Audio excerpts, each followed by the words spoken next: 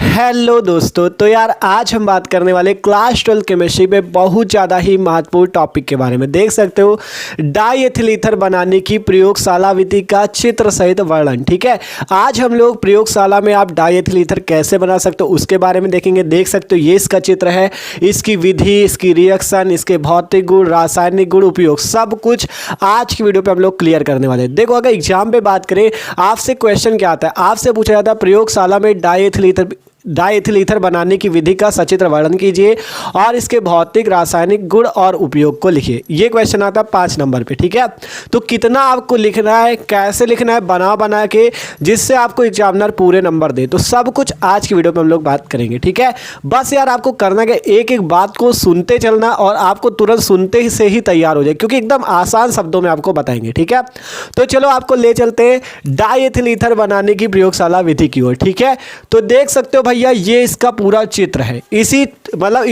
चित्र से आप बनाओगे डाई एथिल ईथर। कैसे बनाओगे वो अभी सिंपल आपको बताएंगे। सबसे पहले क्या करो, प्रयोगशाला विधि जैसे डाई एथिल ईथर बनाने के लिख रहे हो तो पहले इसका सूत्र और इसका यूपीएससी नाम लिख दो। देखो किसी भी यौगिक का अगर आप बनाते हो प्रयोगशाला विधि तो आप सबसे पहले उसका सूत्र और उसका यूपीएससी नाम जरूर लिख दिया करो। ठीक है, जिससे एग्जामिनर को लगता है कि हाँ बच्चे को इसके बारे में सब कुछ पता है। ठीक है, तो सिंपल डाई एथिल ईथर बनाने की प्रयोगशाला विधि लिखनी है तो सबसे पहले इसका सूत्र लिख दो, इसका यूपीएससी लिख दो। तो डाई एथिल ईथर का सूत्र पता है आपको? डाई एथिल ईथर का जो सूत्र होता है वो होता है C2H5O C2H5। ठीक है, C2H5O C2H5 ये होता है डाई एथिल ईथर का सूत्र C2H5O C2H5।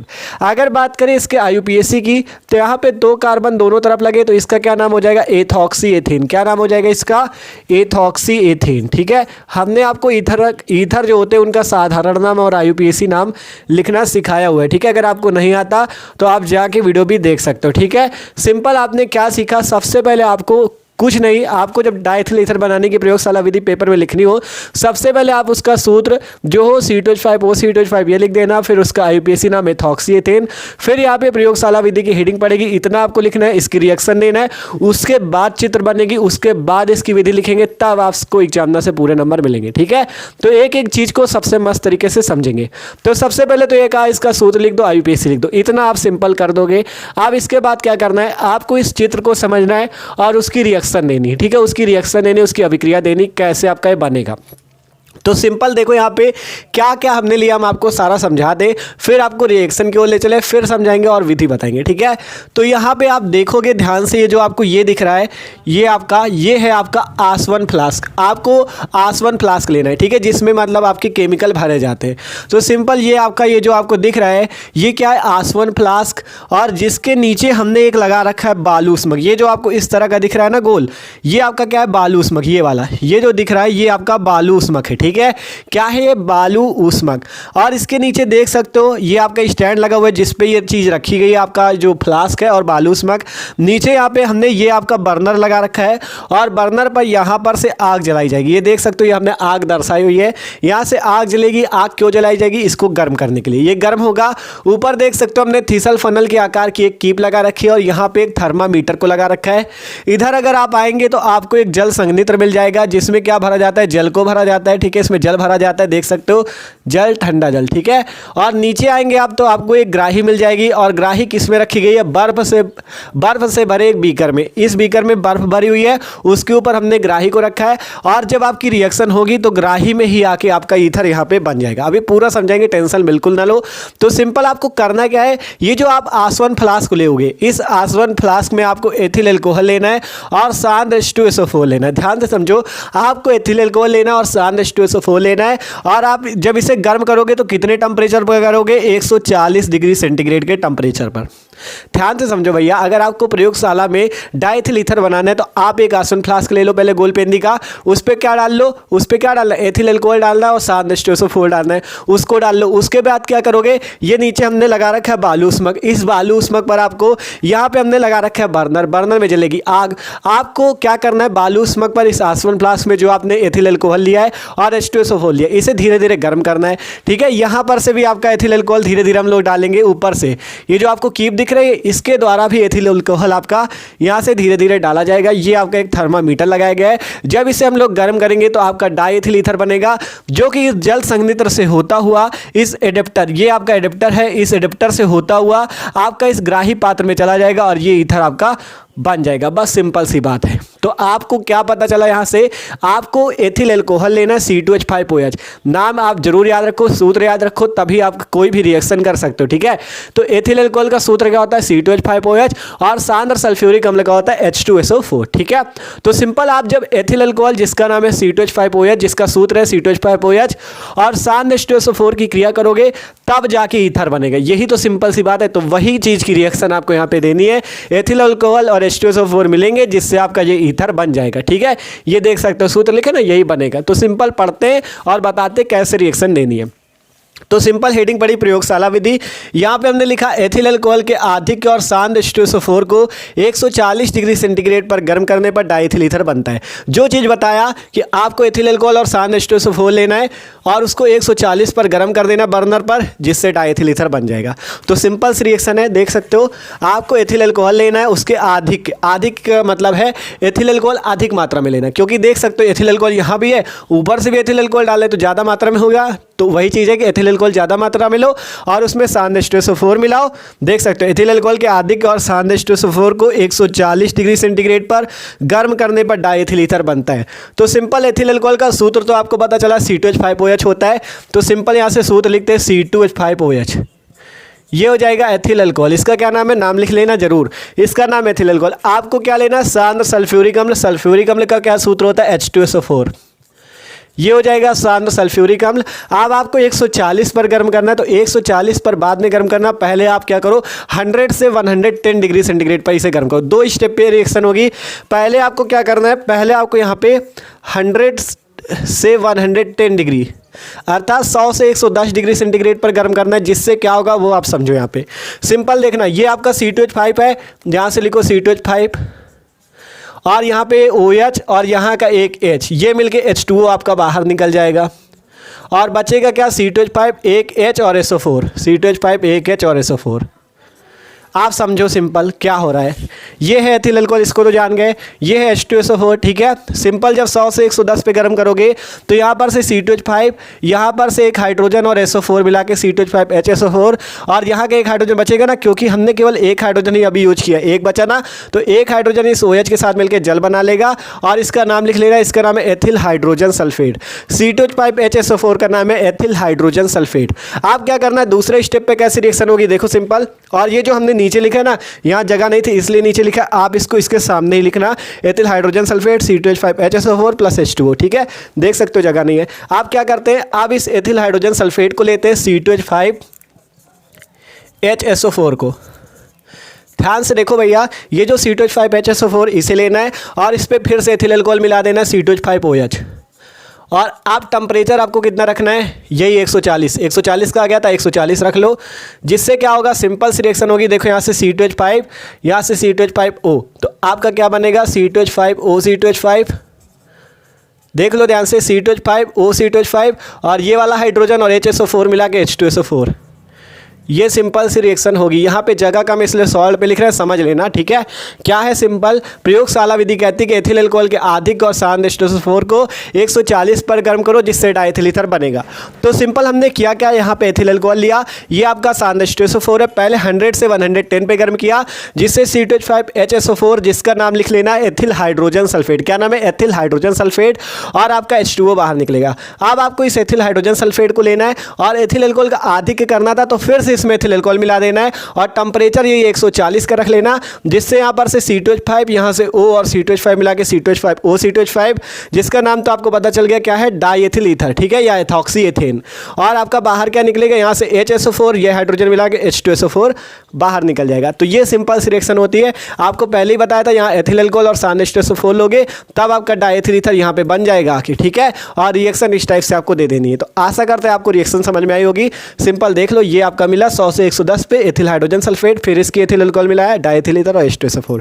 तो इतना समझ में आया कि नहीं? ठीक है, सिंपल था। पहले जब भी किसी भी चीज़ किसी भी होगी कि आप प्रयोगशाला विधि लिखो, पहले उसका सूत्र लिखो, जैसे हमने लिखा C2H5O C2H5, IUPAC लिखा एथॉक्सी एथेन, फिर प्रयोगशाला विधि हेडिंग डाल के ये आप लिखो और इसकी रिएक्शन लिख दो। अब उसके बाद चित्र बनाना, ठीक है, यही प्रोसेस होता है।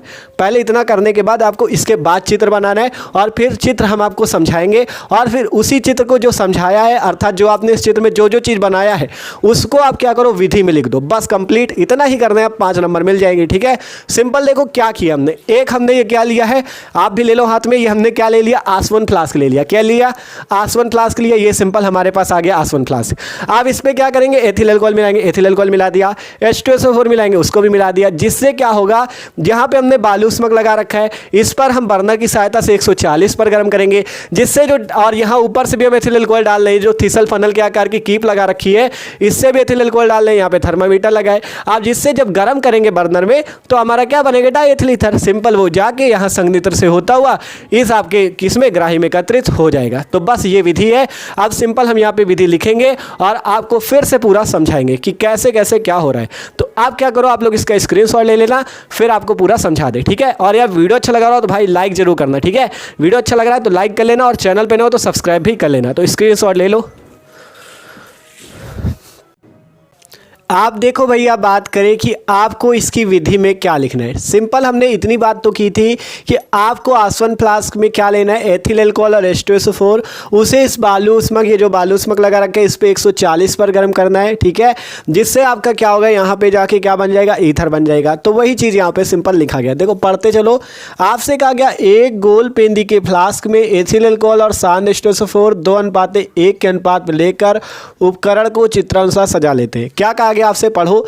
आपसे ये कहा गया कि एक गोल पेंदी का फ्लास्क, ये हमने क्या लिया, एक आसवन फ्लास्क किया, इसकी पेंदी देख सकते हो, नीचे वाली को पेंदी कहते हैं। एक गोल पेंदी का आसवन फ्लास्क लेना है, उस पर क्या मिलाना है, उसमें एथिल अल्कोहल और सांड H2SO4 2:1 के अनुपात में मिलाना है। यहाँ पे क्या मिलाना है आपको, एथिल अल्कोहल और H2SO4 कितने अनुपात में, 2:1 में। 2:1 का मतलब समझते हो, अगर 2 भाग एथिल अल्कोहल मिलाओ तो उसमें 1 भाग H2SO4 मिलाओ। ध्यान समझो, 2:1 का मतलब ये है 2 भाग एथिल अल्कोहल और 1 भाग H2SO4। ठीक है, 2 भाग एथिल अल्कोहल रहेगा और 1 भाग उसका क्या रहेगा, H2SO4। ठीक है, तो सिंपल ये बात है। एक गोल पेंदी का फ्लास्क लो, उसमें एथिल अल्कोहल और सांड H2SO4 2:1 के अनुपात में लेकर इस पूरे उपकरण को चित्रानुसार सजा दो। उपकरण को चित्रानुसार सजाने का मतलब ये है, इसमें सारी चीज़ें लगा दो, जैसे आपका बर्नर हो गया, बालूष्मक हो गया, संघनित्र हो गया, ग्राही हो गया, ये सब कुछ आप अपने हिसाब से लगा दो। ठीक है, तो सिंपल आपको क्या करना था, सिंपल आपने लिखा एक गोल पेंदी के आसवन फ्लास्क में एथिल अल्कोहल और H2SO4 2:1 के अनुपात में लेकर इस पूरे उपकरण को चित्रानुसार सजा देते हैं। वही चीज़ हमने सिंपल लिख रखा है। आगे कहा गया फ्लास्क को बालूष्मक पर 140 से 145 पर गर्म करते, जिससे ईथर बर्फ के जल में रखे ग्राही पात्र में एकत्र होने लगता है। ठीक है, सबसे पहले आपने क्या किया, एक गोल पेंदी का आसवन फ्लास्क लिया जिसपे एथिल अल्कोहल और सांड H2SO4 भरा है। यहाँ पर ये जो ऊपर आपको दिख रहा है, यहाँ पर से भी एथिल अल्कोहल ही डाला जा रहा है। ठीक है, जिससे एथिल अल्कोहल की आधिक की मात्रा हो जाती है। आपसे रिएक्शन में बताया था एथिल अल्कोहल की आधिक की मात्रा ले ली है, तो वही चीज़ सिंपल, एथिल अल्कोहल की आधिक की मात्रा रहती है। इसको इस फिर क्या किया गया, आपको इस मतलब इस आसवन फ्लास्क में आपने क्या किया, एथिल अल्कोहल और H2SO4 भरा। फिर क्या किया, आपने इस उपकरण को चित्रानुसार सजा दिया। फिर आप क्या करेंगे, इस बालूष्मक पर कहा गया फ्लास्क को बालूष्मक पर 140 से 145 डिग्री सेंटीग्रेड पर इस बर्नर की सहायता से गर्म करना है। देखो कहा गया फ्लास्क को बालूष्मक पर 140 से 45 डिग्री सेंटीग्रेड पर गर्म करते, कहाँ पे गर्म करते, इस बालूष्मक पर। ठीक है, फिर कहा गया जिससे ईथर बर्फ के जल में रखे ग्राही पात्र में एकत्र होने लगता है। जिससे देखो, ये जब आसवन फ्लास्क होगा, एथिल अल्कोहल और H2SO4 मिलेगा, तो आपको रिएक्शन से तो पता ही चला कि एथिल अल्कोहल और H2SO4 के मिलने से क्या बनता है, डायथिल ईथर C2H5O C2H5। तो सिंपल, जब ये आपका गर्म किया जाएगा तो इससे क्या बनेगा, डायथिल ईथर, जो कि कहाँ पे एकत्र होगा, इस ग्राही में। और ग्राही किस में रखी हुई है, बर्फ में। बर्फ के जल में ही तो हमने ग्राही रखा है। देखो यहाँ पे दर्शाया गया, ये बर्फ का जल है और इसके ऊपर हमने ग्राही रखी जिसमें ईथर जाके एकत्र एकत्र हो जाएगा। तो सिंपल वही कहा गया, फिर से पढ़ लो एक बार। एक गोल पेंदी के फ्लास्क में एथिल अल्कोहल और सांड H2SO4 2:1 के अनुपात में लेकर उपकरण को चित्रानुसार सजाते हैं। फ्लास्क को बालू उष्मक पर 140 से 145 पर गर्म करते हैं, जिससे जो ईथर बनता है वो बर्फ के जल में रखे ग्राही पात्र में एकत्र होने लगता है। ये जो बर्फ के जल में आपने ग्राही पात्र रखा है, इसमें आपका ईथर जो होता है भैया एकत्र होने लगता है। ईथर जो होता है एकत्र होने लगता है। अब बात करिए, ये जो ईथर है ये अशुद्ध होता है। क्या कहा आपने? आपका ये जो ईथर बनना ये अभी अशुद्ध है, ये शुद्ध नहीं है, आपको इसको शुद्ध करना होगा। ठीक है, सिंपल। ये जो आपने आसवन फ्लास्क में एथिल अल्कोहल और H2SO4 ये सब कुछ लेके जो 2:1 के अनुपात में लिया, फिर बालू उष्मक पर 140 से 45 पर गर्म किया, संघनित्र से होता हुआ ईथर आपका संघनित से होता हुआ ईथर किसमें एकत्र हो गया? ग्राही में। लेकिन जो ये ईथर बना ये अभी अशुद्ध है, इसको आपको शुद्ध करना होगा। अब कैसे शुद्ध होगा उसकी विधि यहाँ पे लिखी गई है। कहा गया, देखो यहाँ पे पढ़ो, इस प्रकार प्राप्त आश्रित ईथर में अल्प मात्रा में H2SO4 अल्कोहल और जल की अशुद्धियां मिली रहती हैं। ध्यान से समझो, आपने क्या मिलाया? एथिल अल्कोहल और H2SO4, तो आपका ईथर बना। लेकिन ईथर जो बना इसमें कुछ मात्रा में, मतलब कुछ थोड़ी सी मात्रा में, इसमें थोड़ा अल्कोहल थोड़ा H2SO4 और ये जो जल संघनित्र से गुजारे हो ना, इसके कारण इसमें थोड़ा जल भी भरा होता है। मतलब ये ईथर अभी शुद्ध नहीं, इसमें अल्कोहल मिला, H2SO4 मिला और जल भी मिला है। तो आपको इसे हटाना होगा। कैसे हटाओगे वो आगे लिखा है। कहा गया, इस प्रकार प्राप्त आश्रित ईथर में अल्प मात्रा अर्थात थोड़ी सी मात्रा में H2SO4 अल्कोहल और जल की अशुद्धियां मिली रहती हैं, और इसके लिए ईथर को कास्टिक सोडा विलयन के साथ धोते हैं, फिर इसमें निर्जल कैल्शियम क्लोराइड डालकर रख देते हैं। इसके बाद छान कर आश्रित करने पर 34 से 35 डिग्री सेंटीग्रेड पर शुद्ध एवं शुष्क ईथर एकत्र कर लिया जाता है। क्या कहा गया आपसे कहा गया ये जो ईथर है अशुद्ध है। अब आपको इसको क्या करना है? कास्टिक सोडा विलयन से धोना है। कास्टिक सोडा जानते हो क्या होता है? NaOH। कास्टिक सोडा का सूत्र क्या है? NaOH। आपको ये जो अशुद्ध ईथर बना, कहा गया इस प्रकार प्राप्त आश्रित ईथर में अल्प मात्रा में H2SO4 अल्कोहल और जल की अशुद्धियां मिली रहती हैं। इसको दूर करने के लिए, इसके लिए ईथर को कास्टिक सोडा विलयन के साथ धोते, कास्टिक सोडा अर्थात NaOH विलयन के साथ धोते हैं, फिर इसमें निर्जल कैल्शियम क्लोराइड डालकर रख देते हैं। फिर इसमें क्या करते हैं? निर्जल कैल्शियम क्लोराइड अर्थात CaCl2 डालकर रख देते हैं। फिर इसके बाद छान कर आश्रित करने पर 34 से 35 डिग्री सेंटीग्रेड पर शुद्ध एवं शुष्क ईथर जो होता है एकत्र कर लिया जाता है। यह सिंपल सी विधि है। एक बार फिर से पूरी सुन लो। अब पहले क्या किया हमने? पहले एक आसवन फ्लास्क लिया गोलपेंदी का, उस पर हमने क्या किया? एथिल अल्कोहल और सांड H2SO4 को 2:1 के अनुपात में मिलाया। फिर क्या किया? इस बालू उष्मक पर 140 से 145 पर गर्म किया, जिससे जो ईथर बना इस संघनित्र से होता हुआ इस ग्राही पात्र में जाके एकत्र हो गया। अब आपसे कहा इस ईथर में कुछ अशुद्धियां कौन कौन सी? H2SO4 इसमें कुछ मात्रा में मिला हुआ है, अल्कोहल मिला हुआ है और जल मिला हुआ है। इसको दूर करने के लिए आपको क्या करना होगा? आपको पहले इसे कास्टिक सोडा विलयन के साथ धोना है, फिर निर्जल कैल्शियम क्लोराइड डाल के रख देना है, जिससे 34 से 35 डिग्री सेंटीग्रेड पर आपका शुद्ध ईथर प्राप्त हो जाएगा। बस ये विधि है। देख लो, एक गोलपेंदी के फ्लास्क में एथिल अल्कोहल और सांड H2SO4 2:1 के अनुपात में लेकर इस पूरे उपकरण को चित्रानुसार सजा देते हैं। आप फ्लास्क को बालू उष्मक पर 140 से 145 पर गर्म करते हैं, जिससे ईथर बर्फ के जल में रखे इस ग्राही में, ये बर्फ के जल में रखी ना ग्राही, तो इसी में एकत्रित हो जाता है। बर्फ के जल में रखे ग्राही प्राप्त में एकत्र हो जाता है। इस प्रकार प्राप्त आश्रित ईथर में अल्प मात्रा में H2SO4 अल्कोहल और जल की अशुद्धियां मिली रहती है। उसके लिए ईथर को कास्टिक सोडा अर्थात कास्टिक सोडा का सूत्र जानते हो? कास्टिक सोडा का सूत्र NaOH। ठीक है, तो NaOH विलयन के साथ धोते हैं, कास्टिक सोडा विलयन के साथ धोते हैं, फिर इसमें निर्जल कैल्शियम क्लोराइड डालकर रख देते हैं। इसके बाद छान कर आश्रित करने पर 34 से 35 डिग्री सेंटीग्रेड पर शुद्ध एवं शुष्क ईथर जो होता है एकत्र कर लिया जाता है। ठीक है, सिंपल। आप कास्टिक सोडा विलयन से धो दो, कैल्शियम क्लोराइड डाल के रख दो, जिससे शुद्ध ईथर आपका प्राप्त हो जाएगा। तो आपने ईथर को प्राप्त कर लिया। ये था इसका चित्र, ये है विधि। मस्त तरीके से समझ लिया। क्या करना था? पहले आपको केवल सूत्र लिखना था, IUPAC लिखना था, प्रयोगशाला विधि की हेडिंग जो आपने रिएक्शन दी थी वो दो, फिर चित्र बनाओ, चित्र में जो किया आपने वो इस विधि में लिख दो। बस कंप्लीट है यार।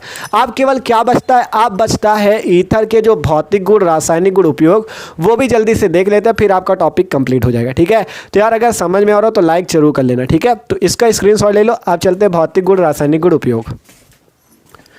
तो देखो भैया, आप बात करते हैं डाई एथिल ईथर के भौतिक गुण, रासायनिक गुण और उपयोग की। ठीक है, तो देख सकते हो हमने यहाँ पे लिखा है दो भौतिक गुण, रासायनिक गुण, उपयोग ही ज़्यादातर पूछे जाते हैं, तो आप समझ लो। ठीक है, जो इंपॉर्टेंट है।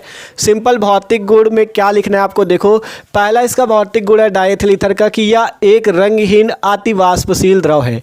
ये जो आपका डाई एथिल ईथर है यह एक रंगहीन अतिवाष्पशील द्रव है। ठीक है, दूसरा है इसका क्वथनांक जो होता है वो 34.5 डिग्री सेंटीग्रेड होता है।